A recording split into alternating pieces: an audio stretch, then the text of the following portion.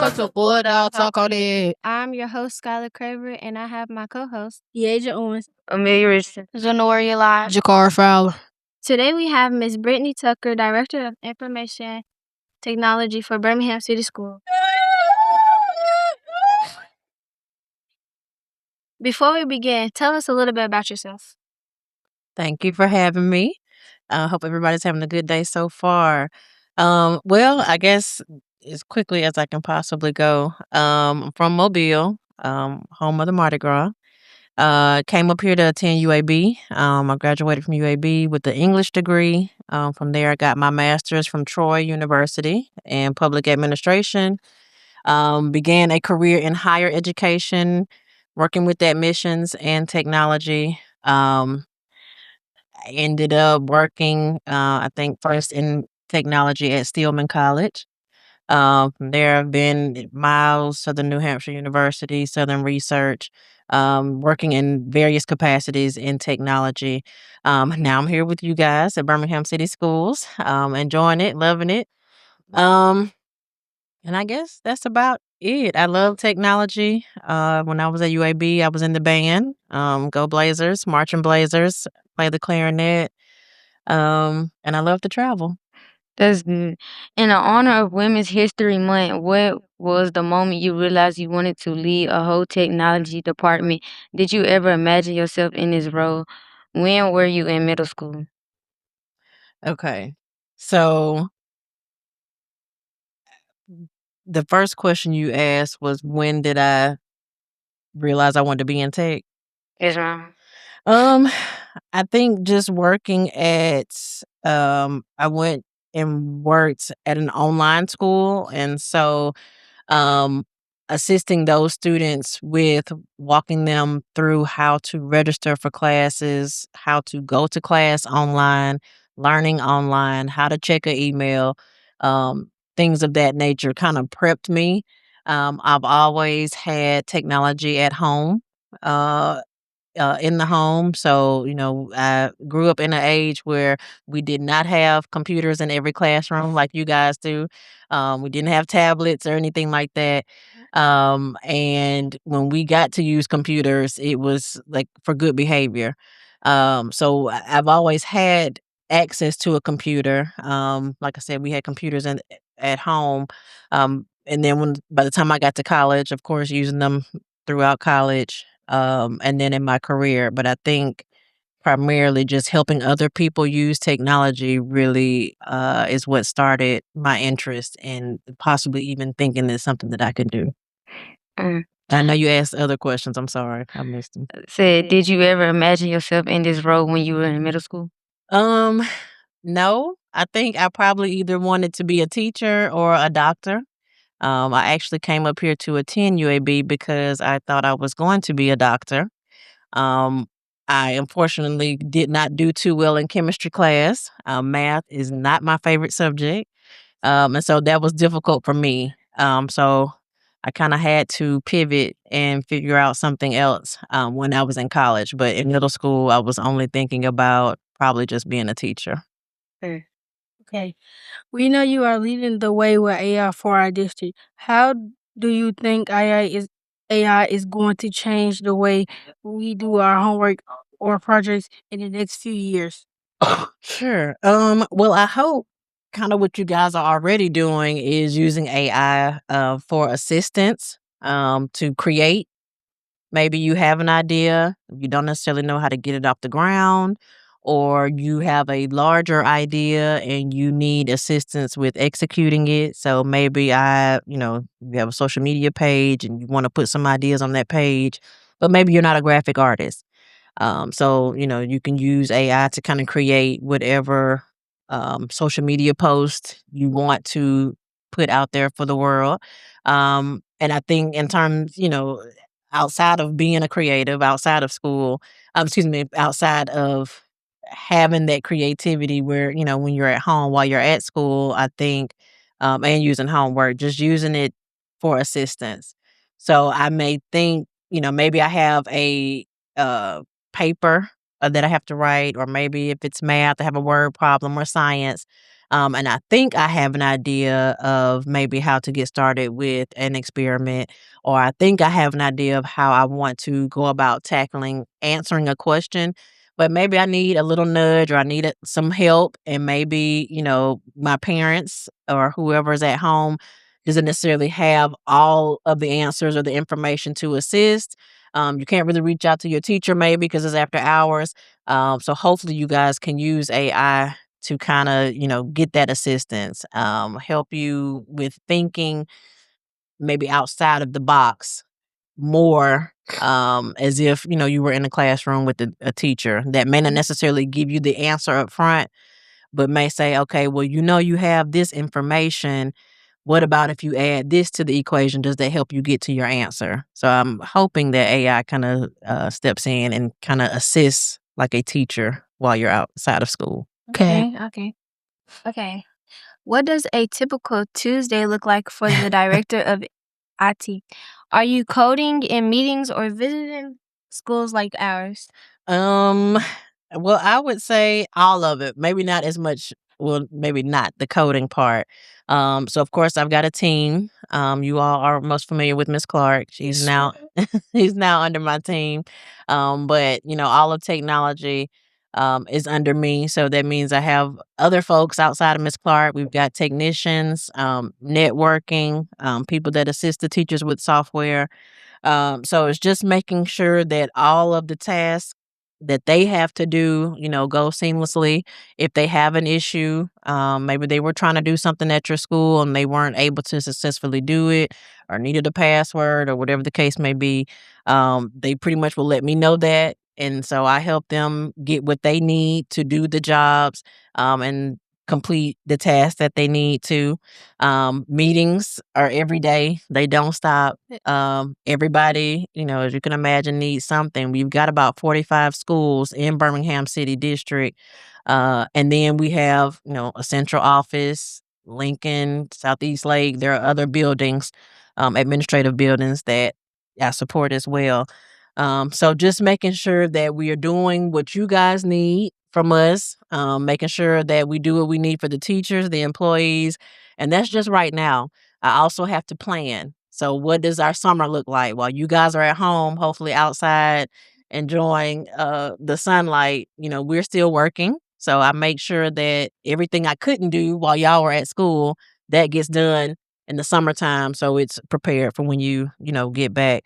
And then visiting schools, always. It's in most cases better for me to physically be there so that I can see for myself what's going on, talk to you guys, learn what you want. Is the technology working? Do you have the access that you need?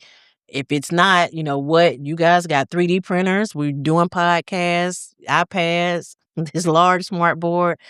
So there are a lot of different things that I know that you guys got going on, but if there's something that we're lacking, I know some of the high schools have gaming. That's something, that they were interested in that we were able to bring. So just making sure that you have what you need is essentially the basis of my day. Okay. Okay.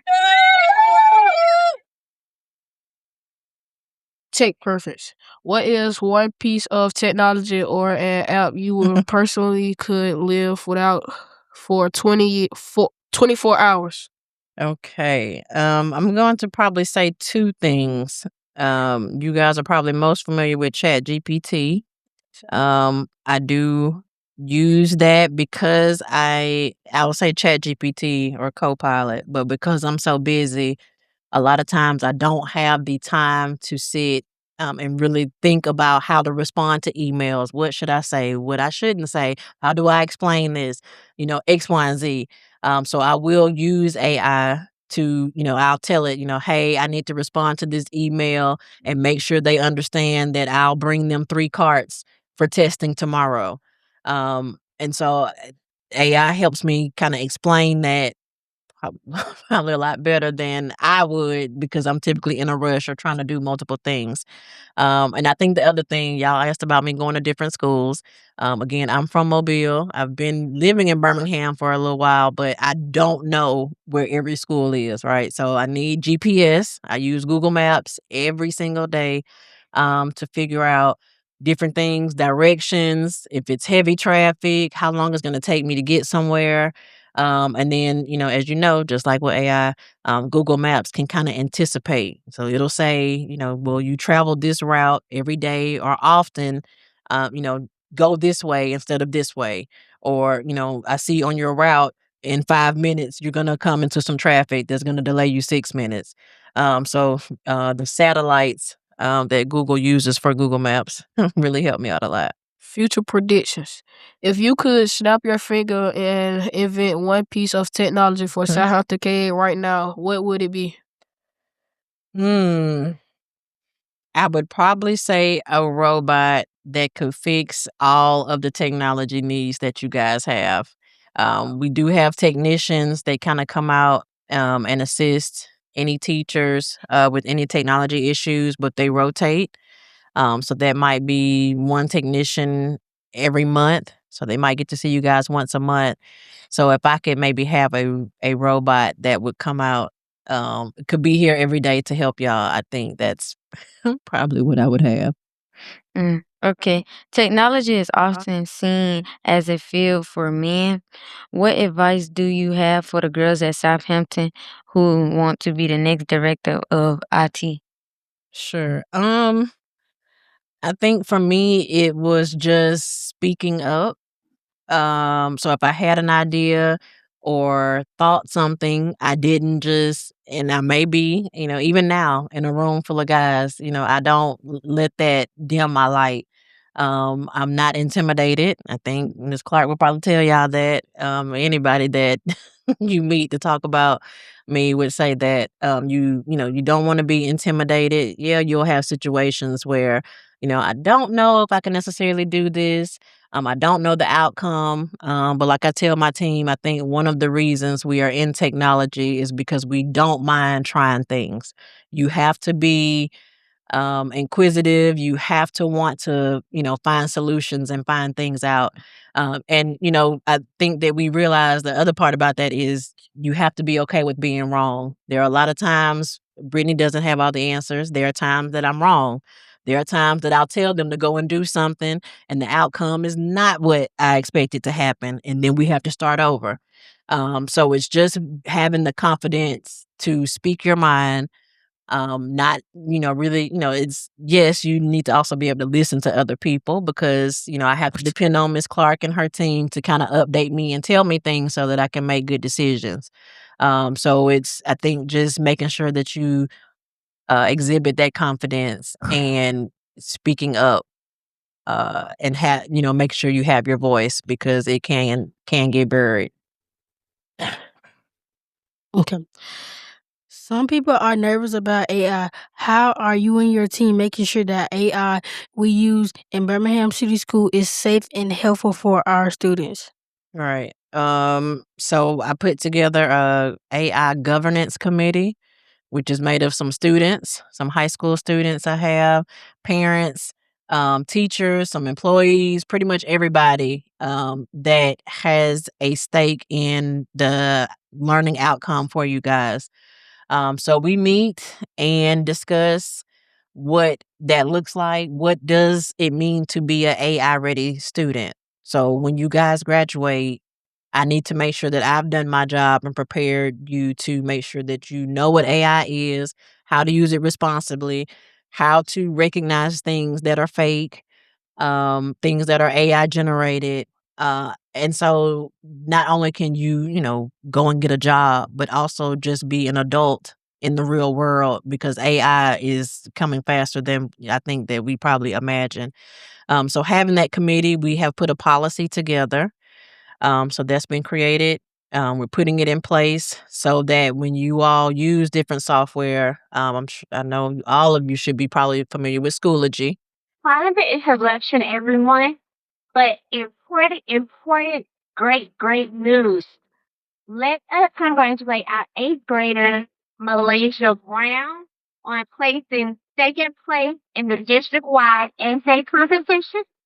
And let us congratulate Brooklyn George for participating in the 2026 Middle School Social Science Justice Fair. everyone, the Brooklyn ACC Malaysia, please tell them they did a wonderful, wonderful job. Okay. Okay. So in preparing and making sure that AI is safe for use and you guys are using it responsibly, um, we do have put together a policy so that companies like Schoology have to abide by certain rules and make sure that your information is safe, your personal information, first name, last name, your address, your social security number. None of that information gets leaked to the internet.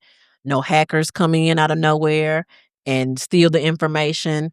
So those policies are in place to make sure that there are guardrails so that these companies can't just use your information, your pictures, whatever the case may be, for themselves in business, and there are certain legalities that they have to abide by in order to do business with us as it pertains to AI. Okay, that's pretty good. Okay. You lead a big team of experts. What is the hardest part about making big decisions that affect thousands of students and teachers? Sure. I think it varies. There are some situations where it benefits me to take my time and get as much information as I possibly can before I make a decision. But there are some decisions that I cannot take my time on. You guys, are going through testing. Sometimes things happen, and I might have to make a decision right then on what to do. Excuse me, in terms of internet or devices, as it relates to testing. So, I think that just being confident again, in my decisions. I've got a lot of experience and background in a lot of different IT worlds or um, industries, I guess I should say, not just K through 12. So I've seen a lot of different things, and that really does help me make my decisions. But it's making sure that I'm confident in what I'm saying, and then most importantly, listening to other people. It doesn't help me to just make my own decisions just to make my decisions. Sometimes I need to ask you guys. Sometimes I have to ask my boss. Sometimes I need to ask my team. Sometimes I need to ask the teachers. It just depends on what it is. But listening to other people really does help me, make my decisions. But it's not easy because again, sometimes I make the wrong decision, and then we just have to move forward. But as you all will see, that is life. What is your favorite part about working especially for Birmingham City Schools? I'm going to always say you guys. Um, it's not necessarily just working with students, but it's making sure that the technology that you guys are using is safe, up to date, of course, and where it needs to be. Now, I might put a lot of rules in place about certain things you can't access on the internet, things you can't, X, Y, and Z. But in a lot of cases, and not just here, I think every school that I worked at, the students outthink us all of the time. And so that, as you can imagine, keeps me on my toes. So I think that's the part I enjoy because it's almost like a battle, for lack of a better word. So I might put something in place. You guys are going to outthink me and get beyond it, and then I have to put something else in place. And so, but I enjoy that because it doesn't, I'm not bored. I'm always having to counteract, in some cases, what you guys do. But I think that's good. It shows me that you all are very innovative. You know how to problem solve.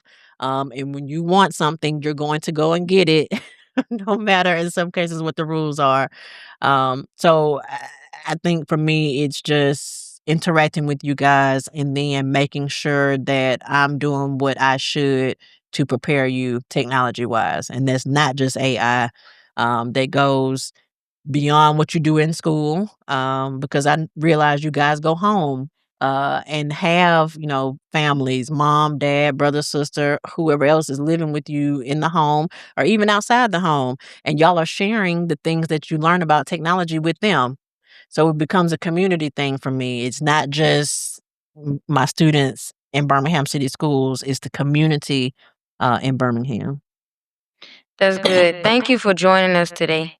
You're welcome. Thank you for having me. I've enjoyed it, and this has definitely been a good 1 year anniversary present and delight with being with you guys today. And we got something for you. Oh, okay. Well, thank you. You're welcome. Oh, oh, that's so sweet. Thank y'all. You're welcome.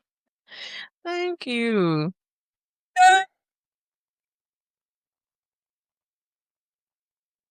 Have a great day.